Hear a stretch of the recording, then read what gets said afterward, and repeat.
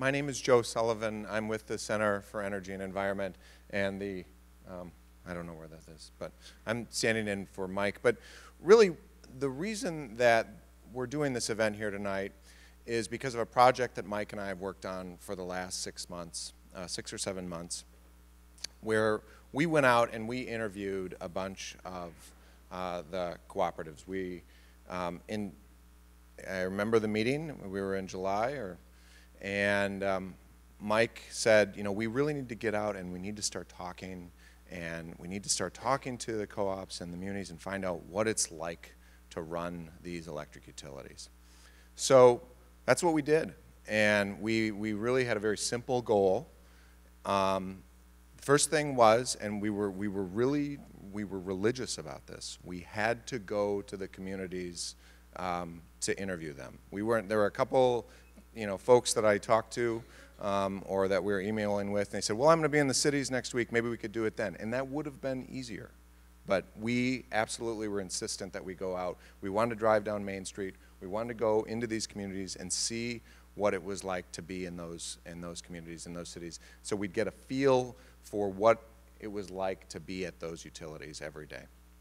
The second thing is, we had to ask them, what scares you? What keeps you up at night? What are the issues that you deal with on a daily basis that we don't know about? That folks in the advocacy community, policymakers, that they're not there running an electric utility every day, and we wanted to get a hold of what are those issues. So what keeps you up at night?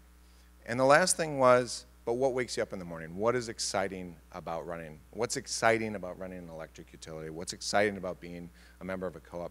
And what we found, and no surprise, the theme was, and actually it was the third meeting that we were at, and Mike and I we kind of looked at each other, and we kind of sometimes think about things the same way.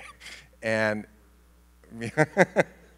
and it was the theme of this is innovation. These are utilities that are doing the stuff that we want them to do, and they're doing it because their members are asking them to do it, or telling them to do it. And we really wanted to tell that story, and that is the genesis of this project. That's what we're doing, and that is what the white paper that should be released in the next couple of days, hopefully tomorrow, we'll talk about.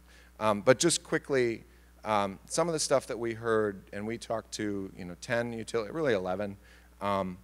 We heard them talking about electric vehicles. That was a constant theme. EVs. We heard them talking about smart home projects, grid-facing water heaters. I think it is pretty cool, and I'm going to say this. It's pencil on an envelope.